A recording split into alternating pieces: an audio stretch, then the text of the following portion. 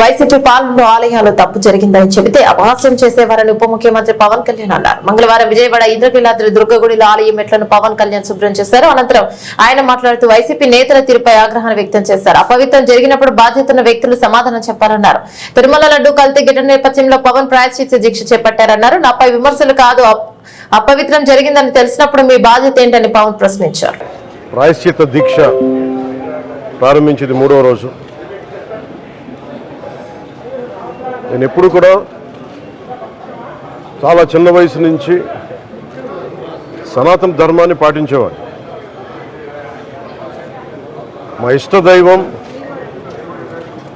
ఆంజనేయ స్వామికి ఎప్పుడు రామభక్తులం. మేము ఎప్పుడు భక్తి, ఆధ్యాత్మికత ఇవన్నీ కూడా ఇంట్లో ఇది మా స్వవిషయం అని చెప్పి ఎప్పుడు దీన్ని లోపలే పెట్టుకుంటాం తప్ప, లేదంటే అవసరమైన సమయాల్లో, పూజా సమయాల్లో, పండగల సమయాల్లో చెప్పుకుంటాం తప్ప దీనిని ఈ రకంగా చెప్పుకునే పరిస్థితిని ఎప్పుడు మేము అలవాట్లేదు. ఈ సగటు హిందువులో ఉన్న విధానం ఇది.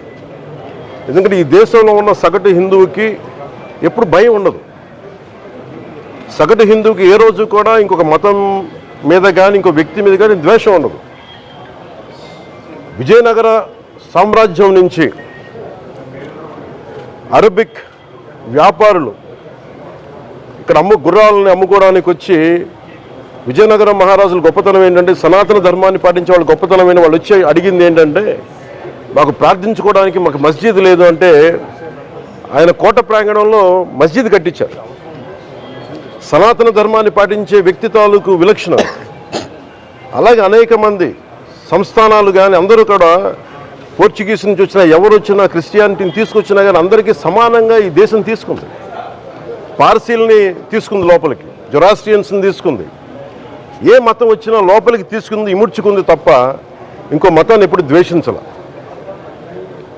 కానీ ఈరోజు నేను మాట్లాడుతుంది ఈ ప్రాయశ్చితం దేనికి మా దీక్ష అనుకుని, నేను ఎప్పుడు మీ అందరికీ తెలుసు 5 సంవత్సరాల వైసీపీ పాలనలో ఇదే దేవాలయంలో కనకదుర్గ అమ్మవారి రథం తాలూకు మన సింహాలు మాయమైనవి, కొన్ని ఇబ్బందులు, తప్పులు జరిగినాయి అంటే ఒక్కొక్కరు ఎలా మాట్లాడారు వైసీపీ నాయకులు. వాళ్ళెవరు ముస్లిమ్స్ కాదు, హిందూస్ కాదు, వాళ్ళెవరు ముస్లిమ్స్ కాదు, క్రిస్టియన్స్ కాదు, హిందువులే అందరూ.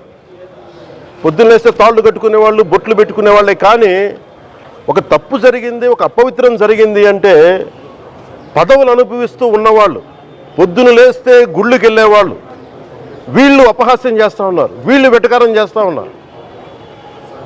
ఈ ఎంటైర్ ఈ విషయంలో వాళ్ళు మతం పుచ్చుకున్నారా లేదో నాకు అన్నీ తెలియదు. వైవి సుబ్బారెడ్డి గారు ఉన్నారు, భూమన కరుణాకర్ రెడ్డి గారు ఉన్నారు, వారి కుటుంబ సభ్యులు ఉన్నారు.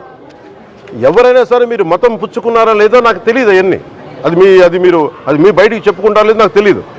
నేను అది కూడా మాట్లాడట్లా. కానీ మీరు బాధ్యత తీసుకున్నారు. మీరు హైందవ ధర్మాన్ని కాపాడుతానని మీరు బాధ్యత తీసుకున్నప్పుడు కాపాడాల్సిన అవసరం మీ మీద ఉంది. బోర్డుని మీరు స్థాపించారు, మేము స్థాపించాల. తప్పులు జరిగినాయి. తప్పులు జరిగితే వైఎస్ జగన్ గారు ఏం చెప్పాలి? ఒకవేళ నాకు తెలియకుండా మేము ఆయన బ్లేమ్ చేయట్లా. కానీ మీ ఆధ్వర్యంలో జరిగింది, మీరు కాన్స్టిట్యూట్ చేసిన బోర్డు వల్ల జరిగిన తప్పిదాలు ఇవి, మేము ఇవి కనుగొన్నాం. ల్యాబ్ టెస్టులు ఇవన్నీ మేము ఆటలాడతామా? ఇవన్నీ వీటితోటి సెంటిమెంట్స్ తోటి మాకు బాధ్యత లేదా? నేను నిజంగా కనుక చాలా బలమైన సనాతన ధర్మాన్ని పాటించేవాడిని. చిన్నప్పటి నుంచి, పొద్దున్న లేచినప్పటి నుంచి రాత్రి పడుకునేదాకా మా ఇంట్లో రామనామం ఉండేది, రామ జపం ఉండేది మా ఇంట్లో. అలాంటి రామభక్తులం మేము. కానీ రామతీర్థం విగ్రహాన్ని, రాముడి విగ్రహాన్ని శిరచ్ఛేదం జరిగినప్పుడు ఒక సగటు సనాతనవాదిగా, సగటు హిందువుగా, సగటు రామభక్తుడిగా బయటకు వచ్చి చాలా గొడవలు చేయగల సత్తా ఉన్నామని గుర్తుపెట్టుకోండి. ముఖ్యంగా వైసీపీ నాయకులకి, నన్ను విమర్శించే దేశ యావత్తు నన్ను విమర్శించే ప్రతి ఒక్కరికి తెలియజేస్తున్నా, గొడవ పెట్టుకోవాలంటే చాలా బలంగా గొడవ పెట్టుకోవాలి. కానీ నాది పేదవాళ్ళ కష్టాలు, క్రిమినలైజేషన్ ఆఫ్ పాలిటిక్స్, వీటి మీద మేము మాట్లాడతాం, వీటి మీద తప్పించాం. ప్రజలు బాగుండాలి, కాన్స్టిట్యూషన్ వాల్యూస్ని అప్హోల్డ్ చేయాలి, రాజ్యాంగం బాగుండాలి, వీటి కోసం తపన పడేవాళ్ళు. కానీ సెక్యులరిజం పేరు మీద secularism is not one way, it's two way. Secularism అంటే కూర్చోబెట్టి ఒక్క సైడ్ నుంచి వచ్చేది కాదు, అన్ని సైడ్ నుంచి రావాలి. ఇది చాలా ఆవేదన కలిగిస్తుంది. కొన్ని దశాబ్దాలుగా చూస్తున్నారు ప్రతి హిందువు.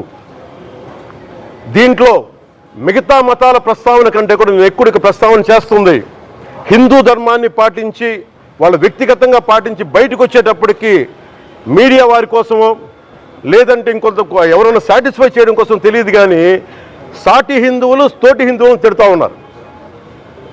ఇది చాలా ఆక్షేపణీయం. దీంట్లో నేను ముస్లిమ్స్ నిందించట్లా, అది క్రిస్టియానిటీ